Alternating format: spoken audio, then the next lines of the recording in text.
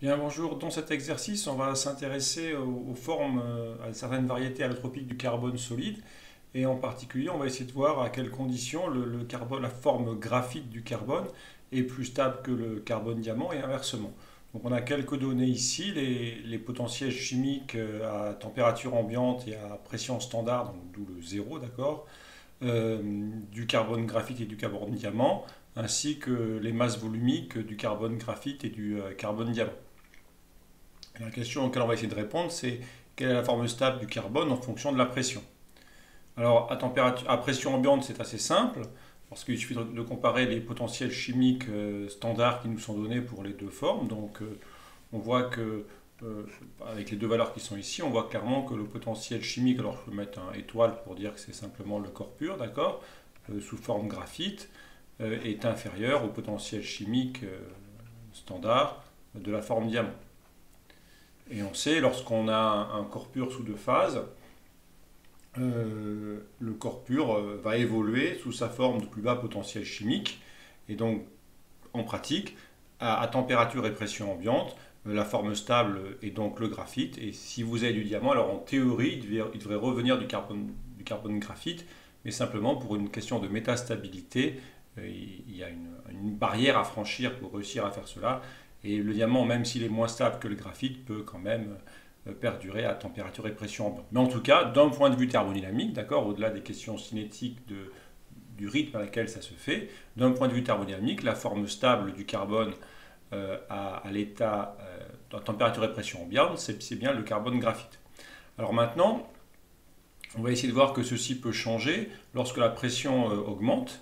Alors pour cela, on va essayer de se rappeler comment le potentiel chimique d'un corps pur évolue avec la pression.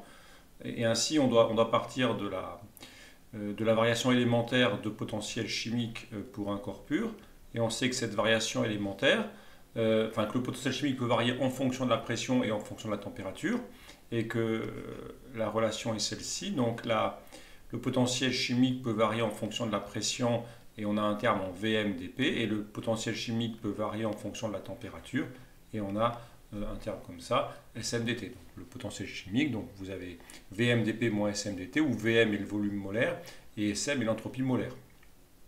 Et donc simplement, cette relation nous dit que, enfin, ceci nous dit que, en fait, VM, ça représente simplement, c'est d rond mu étoile sur d rond P à T fixé.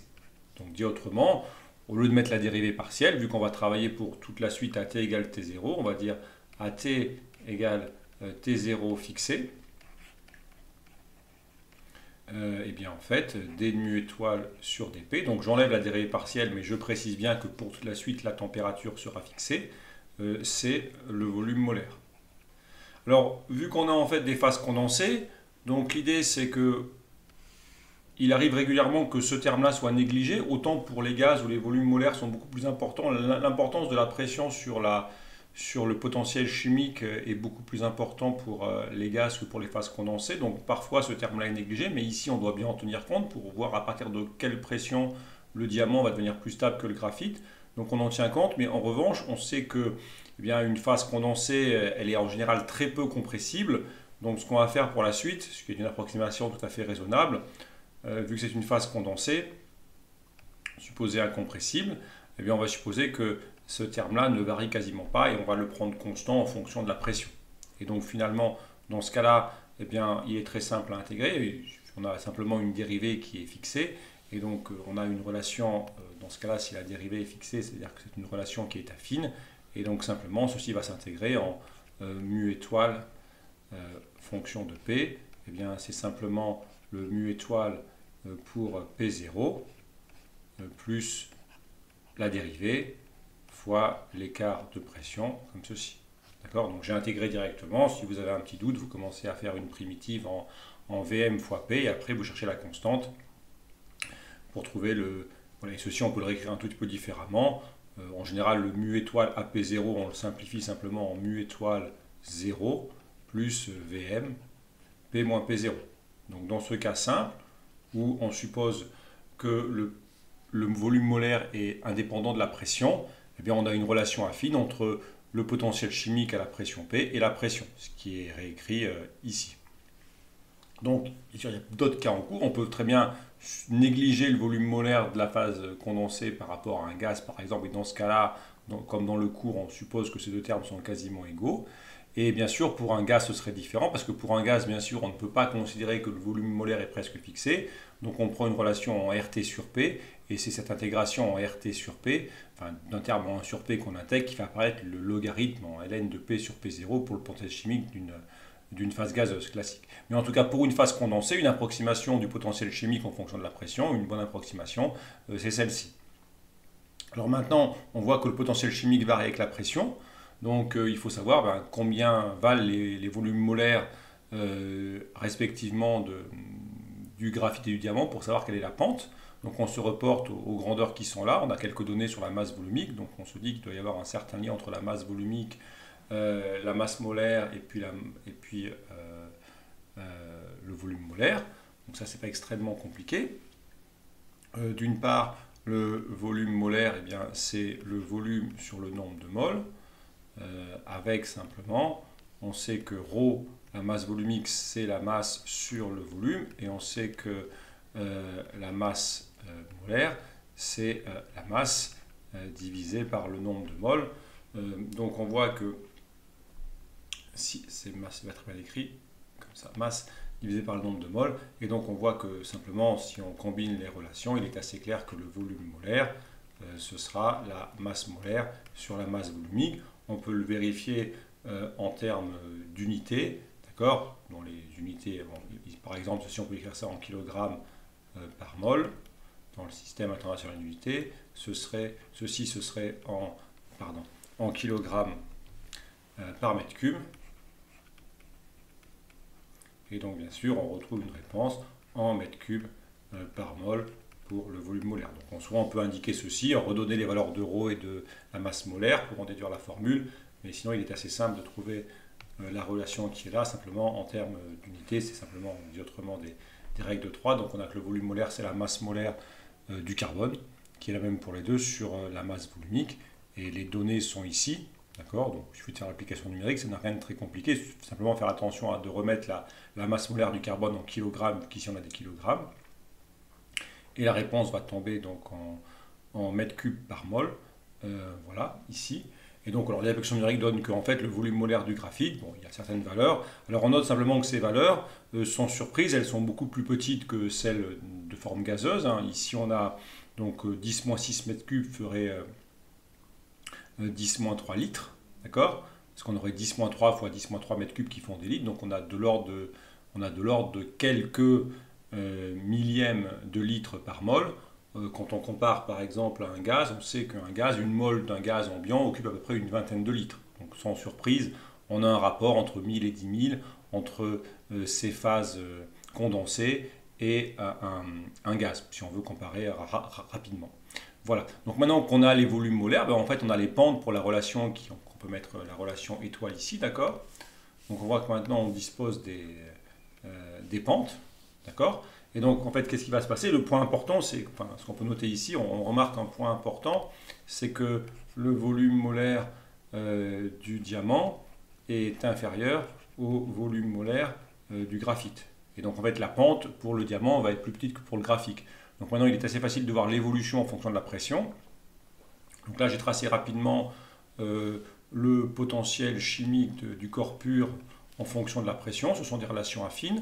Donc pour le graphite, comme on vient de le dire, hein, le volume molaire du graphite est plus élevé que le volume molaire du diamant. Donc la pente pour le graphite est plus élevée que le diamant.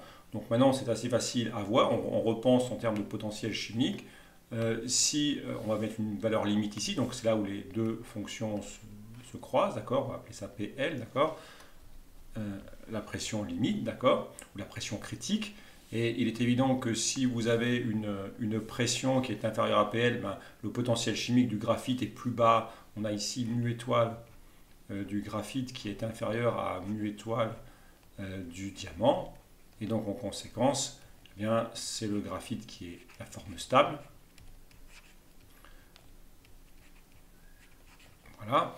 Et inversement, si on est de ce côté-là, on a le mu étoile du diamant qui est inférieur au mu étoile du graphite. Et dans ce cas-là, c'est le diamant qui constitue la forme stable du carbone pour cette pression. Donc on voit bien que si on monte suffisamment aux pressions, le diamant sera la forme stable. Et après, bon, les équations, donc l'équation générique que j'avais ici, ici sur le potentiel chimique en fonction de la pression, ben, je l'écris 2 fois, d'accord, et je cherche le P. Et donc simplement, il n'y a plus qu'à dire que pour P égale PL, bon, ben, c'est le croisement de 2 relations affines, donc ça n'a rien d'extrêmement compliqué. On a forcément que le mu étoile du graphite doit être égal au mu étoile pour le graphite sera égal à mu étoile pour le diamant. Et ça, bien sûr, ça va vous donner une équation. Donc il suffit simplement de soustraire ces deux relations pour P égale PL. Et on aura donc mu étoile 0 du graphite plus volume molaire du graphite P limite moins P0 sera égal à mu étoile 0 diamant plus volume molaire du diamant PL moins P0. Voilà. Donc ça c'est l'équation maîtresse si vous voulez. Bon, il n'y a pas de difficulté majeure pour la résoudre, il n'y a plus qu'à isoler PL, toutes les autres grandeurs sont connues. Bon, P0 c'est 10 puissance 5 pascal, les mu étoile 0 graphite et mu étoile diamant c'est ceux de départ, c'est ceux du tableau de départ qu'on avait ici. Et on a les volumes molaires qui sont ici. Et si on fait l'application numérique, on trouve que, si on fait l'application numérique, on va trouver que la pression limite, elle est de l'ordre, alors elle est assez importante, d'accord, elle est de l'ordre de 15 fois 10 puissance 3 bar, si on revient en bar, donc on aurait 15 000 fois la pression atmosphérique, mais si vous avez une situation où c'est suffisamment sous pression, alors dans ce cas-là, le carbone graphite va donner, la forme stable devient la forme diamant et vous formez, et le carbone graphique se transforme en carbone diamant d'un point de vue thermodynamique. Voilà. Bon. Au final, hein, tout l'exercice est basé sur 2 points. Quand vous avez un corps pur sous 2 phases, la phase stable, c'est celle de plus bas potentiel chimique. Et ensuite, connaître la formule générale de comment le potentiel chimique varie avec la pression. Cette chose-là, c'est le volume molaire. Pour un gaz, il faut faire attention que le volume molaire va dépendre de la pression, mais pour une phase condensée, on peut tout à fait prendre ce volume molaire constant, d'accord, parce que la phase est quasiment incompressible. Et ensuite, on est ramené à ce type de graphique assez simple, où on peut trouver la pression limite qui entraîne le basculement de stabilité. Voilà, je vous remercie.